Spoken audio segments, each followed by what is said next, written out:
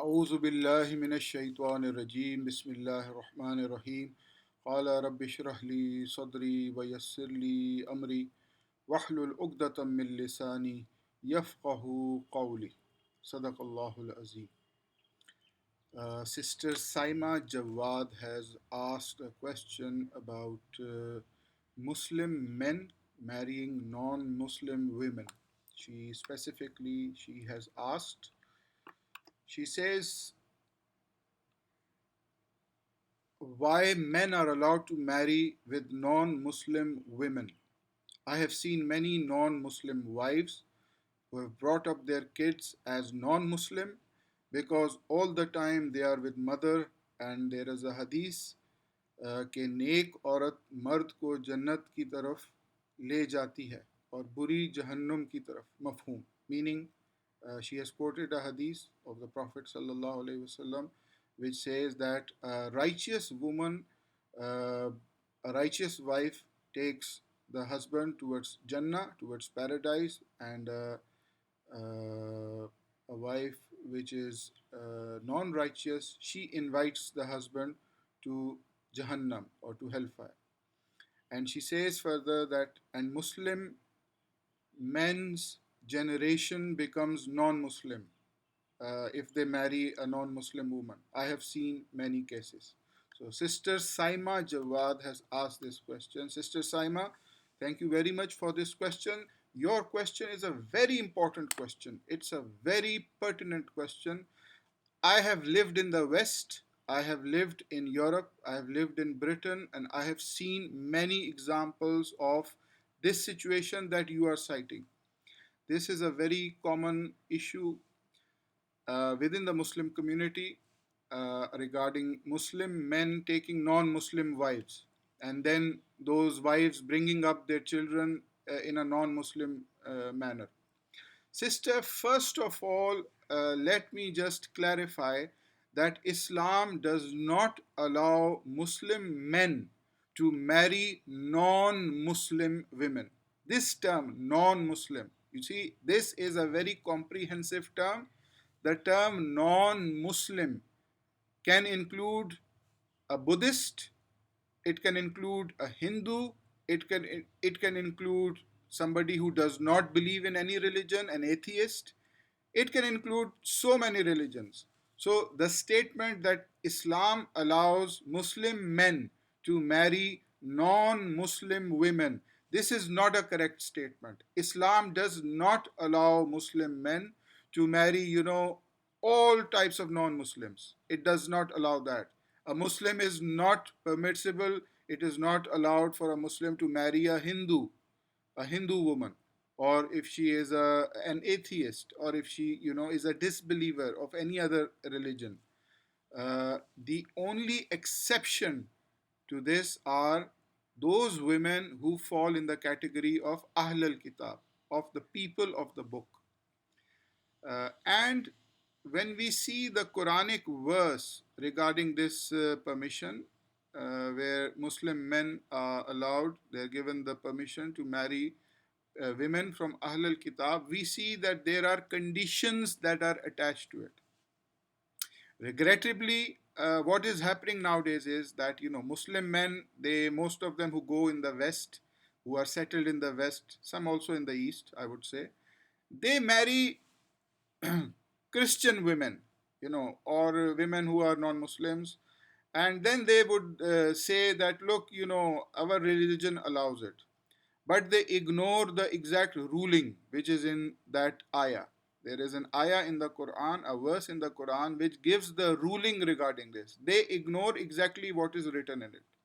Secondly, they also ignore the rest of the Quran. You see, you cannot just pick and choose one ayah and say, to justify your own conduct, you pick it out of context and you say, look, Islam allows marriage with Ahl al Kitab, with the people of the book. Therefore, I can marry a Christian girl or a Jewish girl. And you cannot just stick to that and ignore the rest of the Quran. But regrettably, what is happening is that men are marrying Christian women, especially in the West, for so many reasons. Sometimes they marry for convenience to get a passport. They go to Britain or they go to the United States, and they are immigrants, and they marry a local woman uh, to get a passport, to get their nationality and immigration. That happens a lot. They sometimes marry for love. They enter into a relationship. They have a relationship, sometimes which is a physical relationship with a non-Muslim woman, with a Christian woman, or and then they marry as a result of that relationship. Now, when the permission is given in the Quran, we need to see the context of that. Why was that permission given, and what are the conditions attached to that ruling? For that, we need to see the ayah itself. The ayah in question is in Surah Al-Ma'idah, chapter number 5, and ayah number 5. Al-Ma'idah, chapter 5, verse number 5, in which Allah says, A'udhu billahi minash shaitanir rajim, Bismillahir Rahmanir Rahim. Al-Yawma uhilla lakumut tayyibat. Allah says that this day are the tayyibat, the good things, the pure things are halal for you. They are permissible for you. وَطَعَامُ الَّذِينَ أُوتُوا الْكِتَابَ حِلٌّ لَكُمْ. And the food of those who have been given the book, it is permissible for you. وَطَعَامُكُمْ حِلٌّ لَهُمْ. And your food is permissible, it is halal for them. وَالْمُحْصَنَاتُ مِنَ الْمُؤْمِنَاتِ. And chaste women who are from the believers, they are permissible for marriage. Now the ruling is given for people of the book. وَالْمُحْصَنَاتُ مِنَ الَّذِينَ أُوتُوا الْكِتَابَ مِنْ قَبْلِكُمْ. And also lawful for marriage are al-muhsanat, chaste women, from those who have been given the book before you. إِذَا آتَيْتُمُوهُنَّ أُجُورَهُنَّ. When you have given them their wages, their marriage wages. The important ayah, the important clause is this: Wal muhsanatu min allazina utul kitab. That they are women who are al muhsanat. Al muhsanat literally is from the Arabic word hisan. Hisan. Hisan is a fort. So al muhsanat are fortified women. Women who are fortified, who are from a good background, who are chaste, who are bashful, who are like that. Its opposite is women who are unchaste, who are, who sleep around or who have boyfriends and things like that. The Quran says marry the chaste ones. The Quran doesn't say marry, the unchaste ones. Marry those women who are chaste from those who have been given the book before you. And it further says, Muhsinina ghaira musafihina. That the purpose of this marriage should be chastity, and it should not be, you should not have a liaison which is illegal, which is illicit.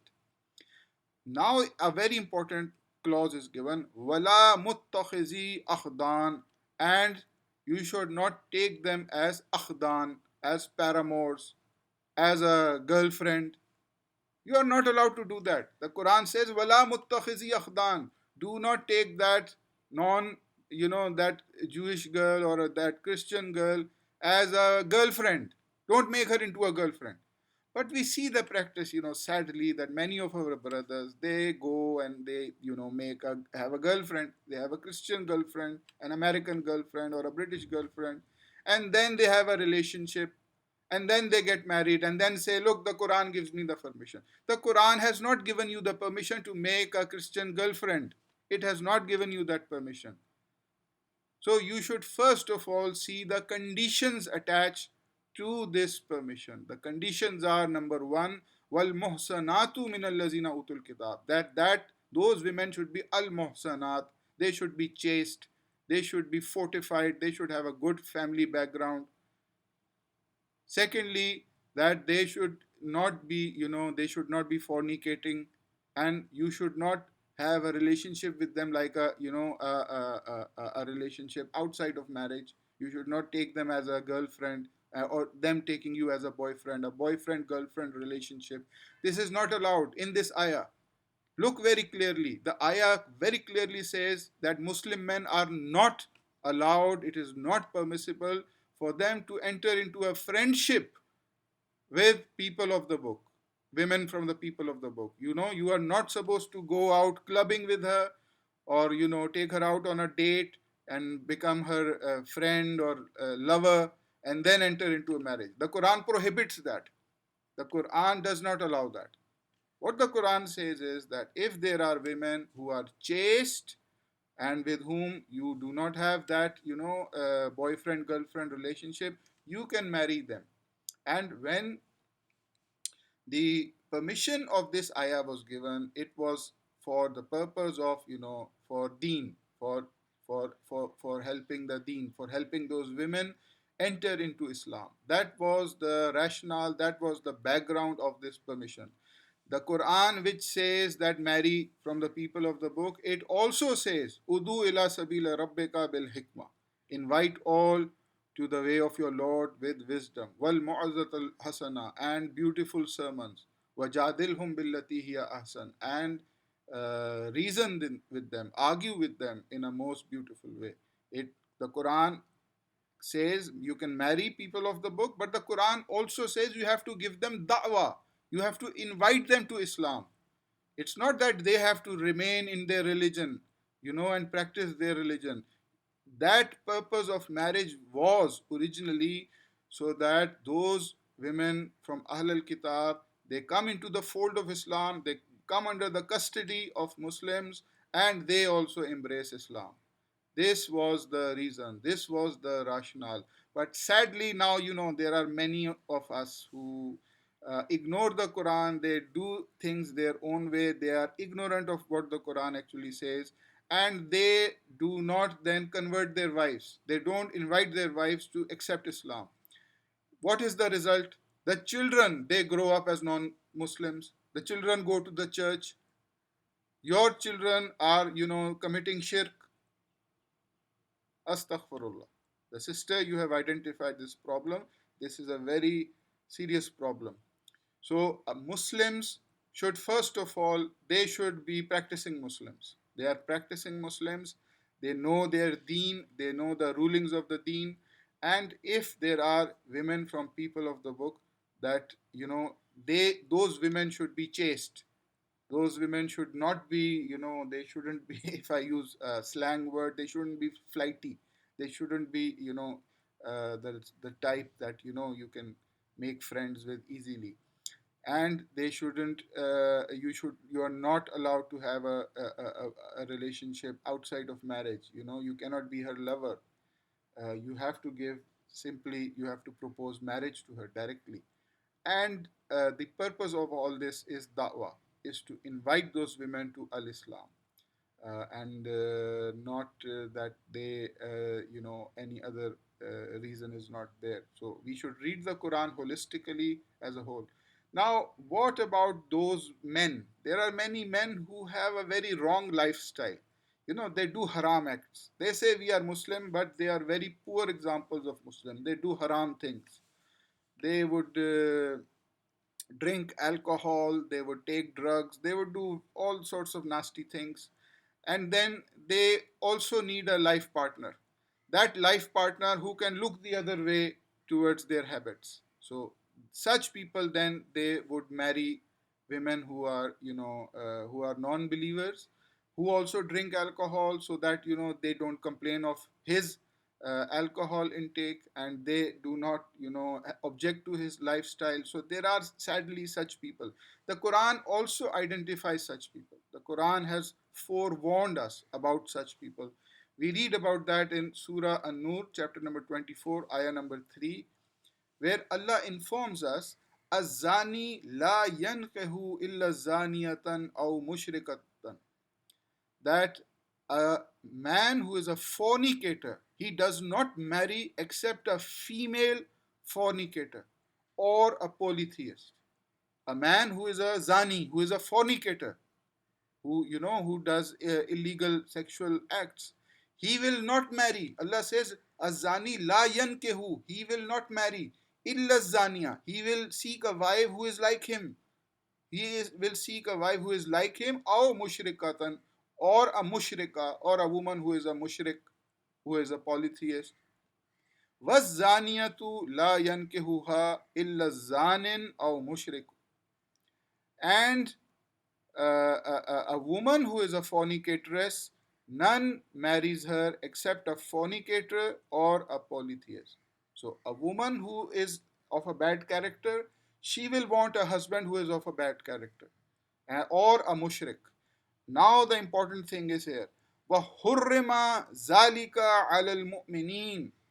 And this has been made unlawful to the believers. وَحُرِّمَ ذَلِكَ عَلَى الْمُؤْمِنِينَ. It is haram on a believer to marry a zani.